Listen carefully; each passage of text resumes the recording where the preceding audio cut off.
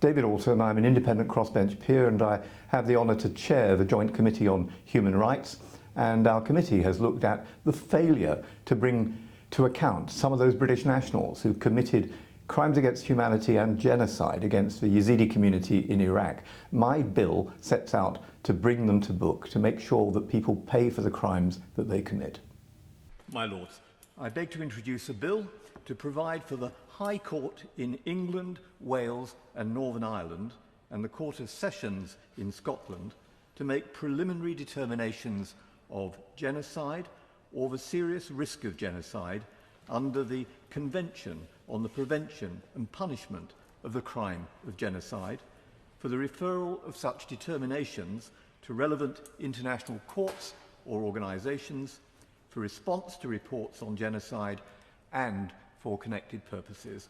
I beg to move that this bill be now read a first time. This bill had its origins in 1948, when Raphael Lemkin, who'd seen more than 40 of his own family murdered in the Holocaust, gave us the word genocide, the cutting of the human family. And the idea of his Genocide Convention, with its duties to protect, to prevent, and also to punish those responsible, it was supposed to stop atrocities of that kind happening again in the future. It clearly has failed to do that. The intentions were right, but in reality you only have to think about what happened in Bosnia, Rwanda, in Darfur, to the Uyghurs, to the Yazidis, and you can see that what should have been never again has happened all over again, which is why my bill seeks to bring us up to speed, to have a legislative hook so that the courts can decide in this country if there's a prima facie case of a genocide unfolding. My first awareness of huge international crimes began when I was a child, because we had neighbours who were Jewish, who had fled from the pogroms and then the Holocaust. My grandfather had served in the British Army in Jerusalem at the raising of the siege there in 1917, and he told me the stories of the Armenians, when of course 1.3 million Armenians were massacred in the genocide by the Ottoman Turks. So I was brought up with those stories, and then as a young local councillor in the city of Liverpool, I found myself representing a neighbourhood where the very last speech that Mr. Gladstone made was when he came to a place called Hengler's Circus, and he said, "You may wonder what brings an old man like me out of retirement." He said it was two Armenian gentlemen, and he went on to explain what had happened to them, and he urged action. Thousands of people came to hear him.